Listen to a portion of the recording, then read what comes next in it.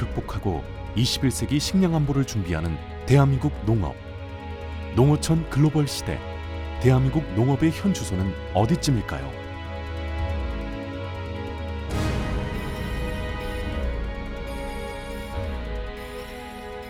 국민의 생명과 건강을 지키는 생명산업이자 안보산업인 농업. 대한민국 농촌을 살리는 5가지 방법 알아봤습니다.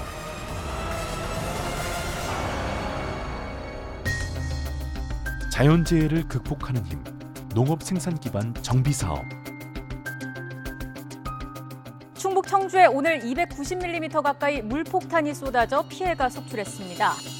현재 충청도를 중심으로 기록적인 폭우가 쏟아지고 있습니다. 극심한 봄, 가뭄을 겨우 이겨내자 이번엔 국지성 게릴라 호우가 농민들의 마음을 울리고 있습니다.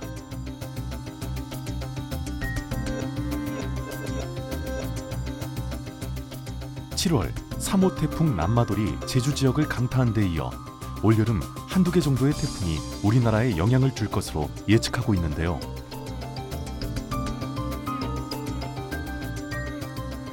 하지만 불과 몇 개월 전만 해도 우리의 농촌은 사상 최악의 가뭄으로 저수지마저 말라가는 농업용수 부족 사태를 겪었습니다. 반복적으로 찾아오는 가뭄과 홍수. 이상기후로 인한 농작물 피해는 우리나라만의 얘기는 아닙니다. 2016년 아르헨티나 북부 지역은 4월 이후 지속적으로 내린 비 때문에 옥수수와 콩 수확이 전면 중단됐고,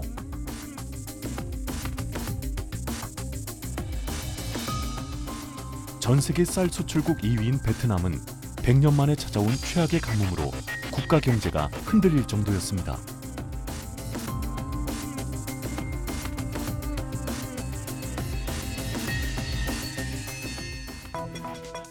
우리나라 역시 이 같은 이상기후를 피해갈 수 없는데요.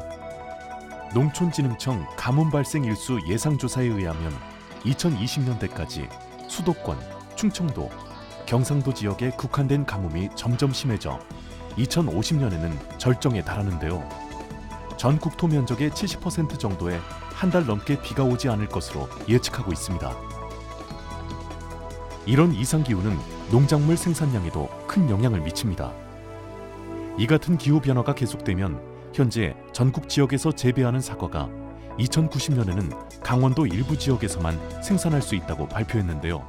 기후변화가 여러 군데서 일어나고 있는데 그중에서 피해가 제일 큰 거는 아무래도 홍수, 그다음에 이제 물 부족, 가뭄이죠. 가뭄으로 물 부족이 있고, 그런 것들에 이제 적응하고 또 완화하는 기술이 우리 농업 쪽에서도 필요한 것들이 많이 있습니다. 우리 농업 시설물들이 전국에 산재돼 있으니까 그런 것들을 그런 기술로 빅데이터로 관리를 안 하면 상당히 앞으로 힘들 수 있다. 이에 한국농어촌공사는 안정적인 농업용수 공급과 배수 개선을 위해 농업 생산 기반 시설 사업을 진행하고 있는데요. 현재 재해 예방과 빠른 대응을 기반으로 3,394개 저수지와 156개 방조제를 관리하고 있습니다.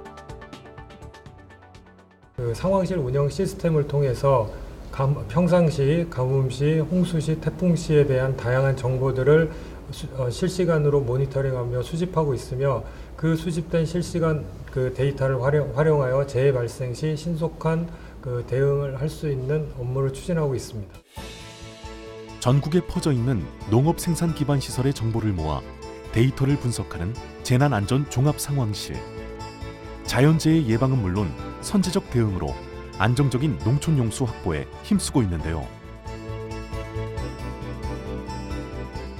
이런 시설을 기반으로 적재적소에 농촌 용수를 공급하며 간척지 사업, 대단위 농업 종합 개발 사업 등 지속적으로 농업 생산 기반 시설을 개발해 농업 생산성을 높이는 데 앞장서고 있습니다.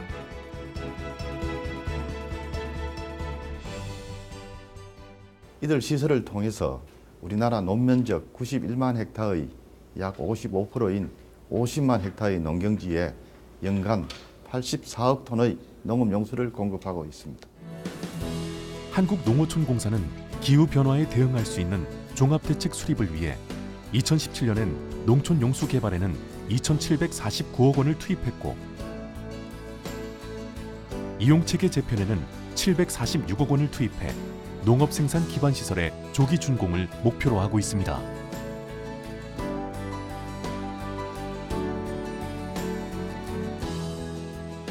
이는 극심한 가뭄에도 충분한 용수를 공급하기 위해서인데요.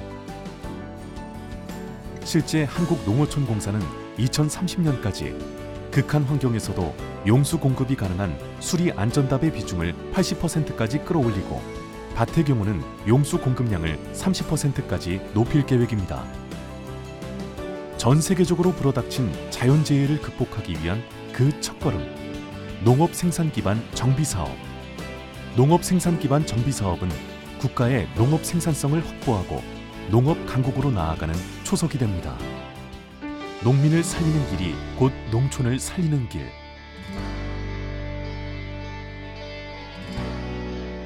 한평생을 농촌에서 살아온 어르신들. 요즘 농촌 어르신들의 고민은 무엇일까요? 지금은 시골에 사람이 없어가지고 젊은 사람들이 없으니까 농사를 지으려고. 나중에 이제 어떻게 조치가 나오겠지. 지난 10년 동안 농가 인구를 분석한 결과 농가 인구는 빠른 속도로 줄어드는 데 비해 소득을 올리지 못하는 70세 이상 고령 인구는 오히려 증가하고 있습니다. 산업화로 인해 농촌을 떠나는 사람들, 이로 인해 농촌의 고령화는 가속화되고 있는데요.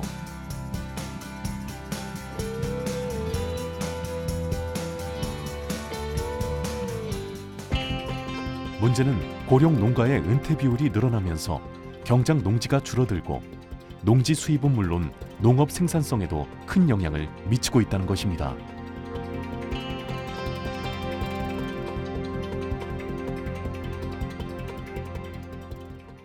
진입기와 그리고 성장기와 이제 은퇴기에 각각 필요한 어떤 맞춤형 사업으로 구성하는 것이 바람직하다고 생각합니다.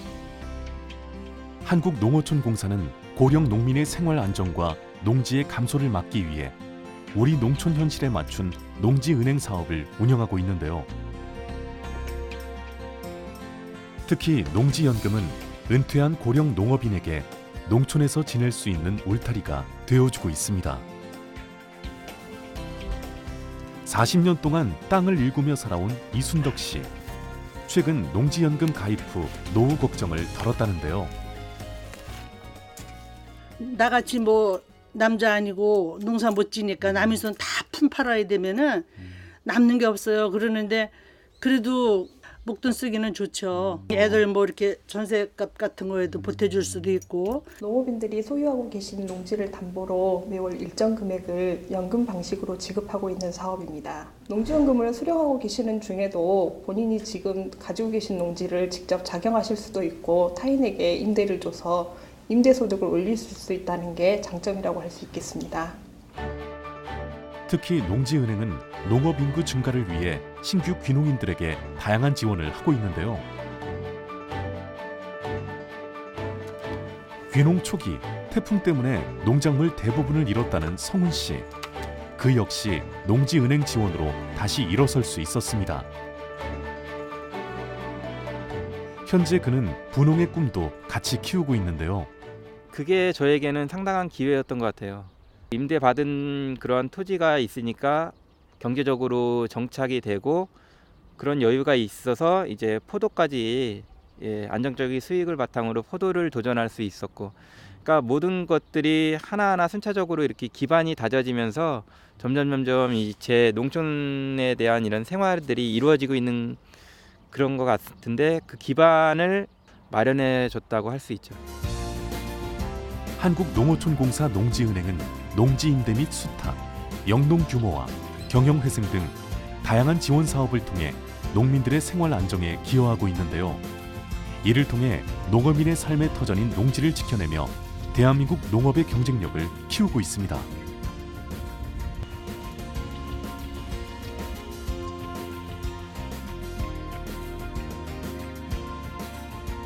농업기술 경쟁력, 물관리 기술의 진화.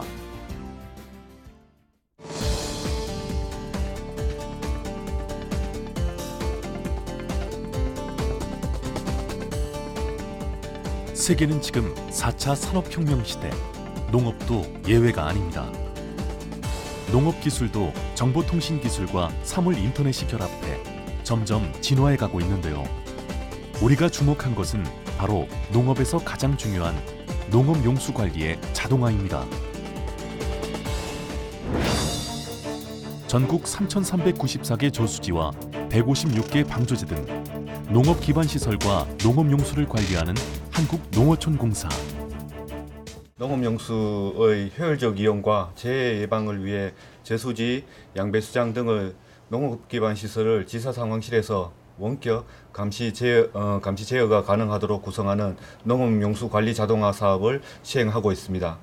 농업용수 관리 자동화 사업은 소프트웨어와 하드웨어가 조합된 하나의 시스템으로 지사상황실과 원격 소장치, 영상 감시 장치로 구성된 ICT의 첨단 시스템입니다. 한국농어촌공사의 신기술 통신망은 수리시설의 수위 정보를 확인, 시설물에 대한 모니터링과 제어가 가능한 시스템입니다. 이로 인해 농업용수 공급을 적기적소에 할 뿐 아니라 신속하게 침수 피해를 예방할 수 있습니다.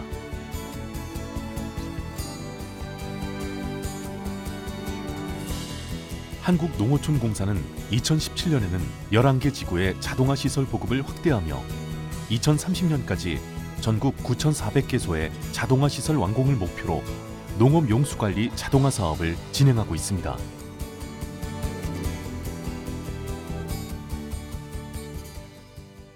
전국 주요 농업 기반 시설 1,622개소에 설치된 자동 수위 계측기와 CCTV 2077대를 활용해서 수자원 정보를 모니터링하고 있습니다.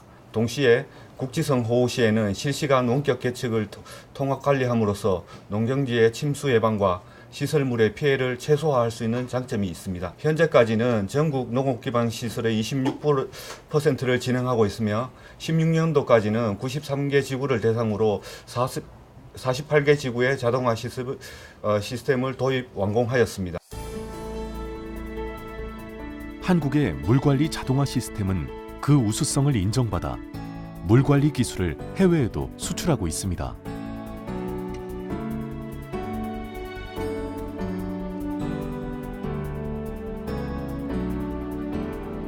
(2015년) 말 태국의 뿌람부리 109 지역에 한국농어촌공사의 원격 관측 물관리 시스템을 설치해 좋은 성과를 거둔 것은 물론 209 지역에도 사업을 진행할 예정입니다. 지금 우리가 라마 시스템을 보고 있는데요. 왕립관계청에서 91년 전에 건설된 댐이고요. 이게 노후돼서 지금 개보수가 진행되고 있습니다. 그리고 저희가 이 지역 주변 지역을 묶어서 수변 개발이 가능하도록 사업 제안을 하고 있는데, 저 아래 보시는 저 지점이 저희가 제안한 신설댐 지역입니다. 이 신설댐 주변 부지를 통해서 태국의 물관리 상황을 제한할 수 있도록 그렇게 시설을 구상했고요. 우리의 앞선 물관리 자동화 기술은 일본, 중국, 네덜란드, 인도 등 13개국 32개 기관과 국제기술교류 협약을 맺어 농업 강국으로서의 위상을 공고히 하고 있습니다.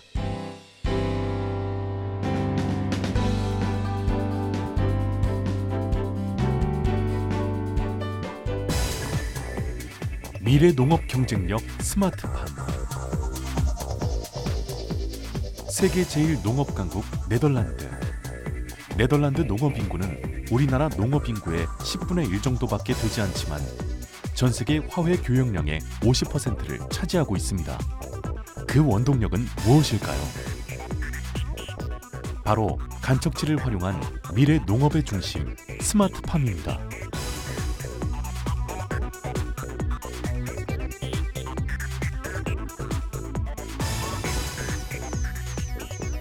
정부는 2017년까지 현대화된 온실의 40%의 스마트팜을 보급하고 네덜란드 등 해외에 의존하고 있는 스마트팜 기술을 국내 농작물에 적합한 생육관리 소프트웨어로 개발하겠다고 발표했습니다.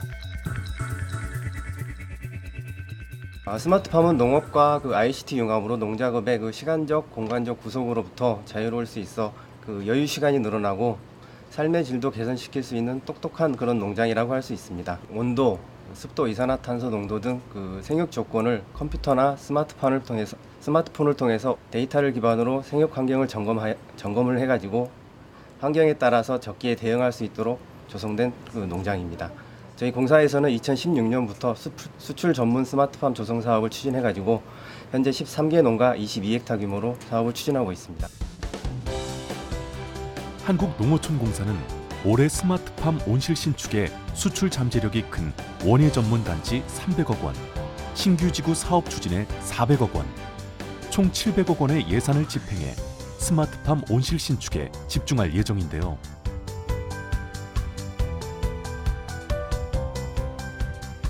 또한 미래 농업에 중요한 에너지 개발을 위해 유휴부지 활용을 통한 신재생 에너지 사업의 다각화를 연구하고 있습니다.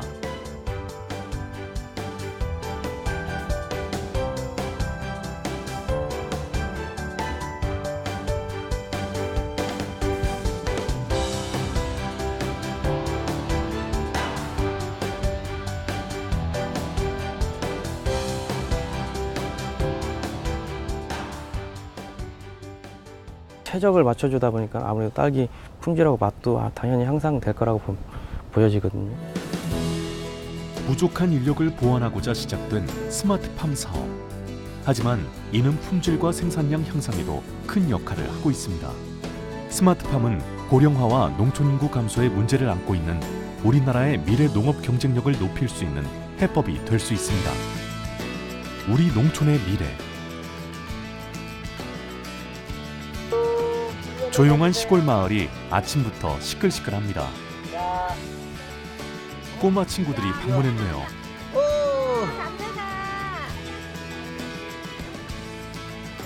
힘 한 번 주자 땅속 감자들이 줄줄 모습을 드러냈는데요. 자, 보세요. 이게 엉기는 걸 한번 보시라니까. 밥 맛있다. 꼬들밥 맛있어 이거 원래. 먹어봐. 어린 손님들뿐 아니라 가족, 직장인들까지 다양한 이유로 농촌을 찾고 있습니다. 바로 새로운 농어촌 산업 트렌드로 떠오른 농어촌 관광 때문입니다. 1984년 당시 농림부는 농촌 관광 휴양 개발 사업으로 농촌 관광 사업을 시작했습니다. 그리고 2002년부터 정부와 지자체에서 본격적으로 농촌 체험 마을 조성에 앞장섰는데요.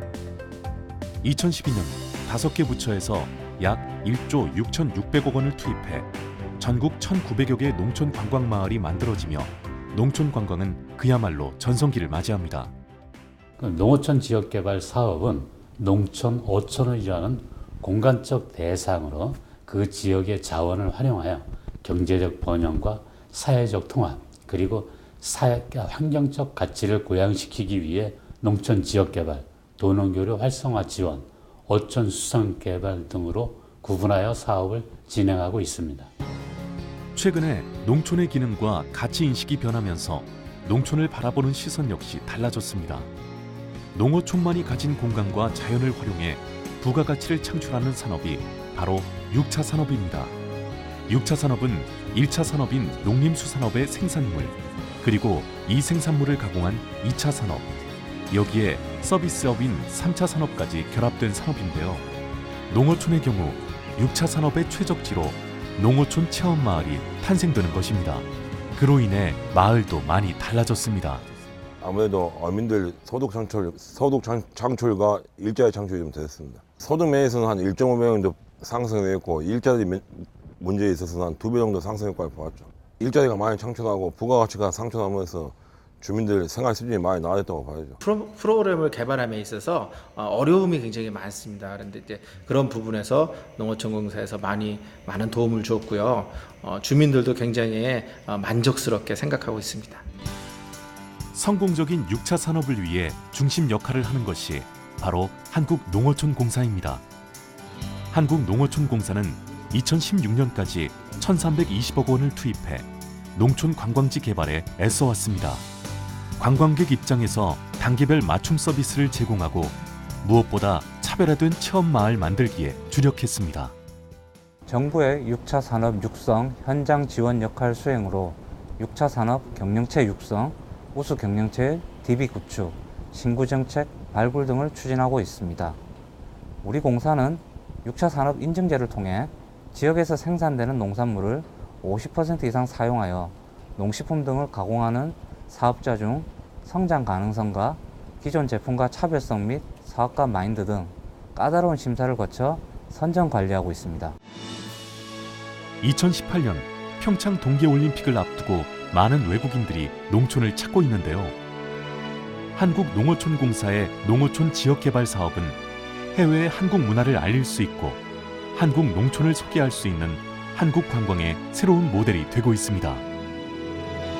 대한민국 농업의 현주소와 미래 농업 강국으로 나아가는 길을 제시한 농어촌 100년지 대계, 자연재해로 인한 식량 안보 시대, 국민의 생명을 지키는 농업이 되살아날 수 있는 길은 앞으로도 우리 모두가 고민해야 할 숙제입니다.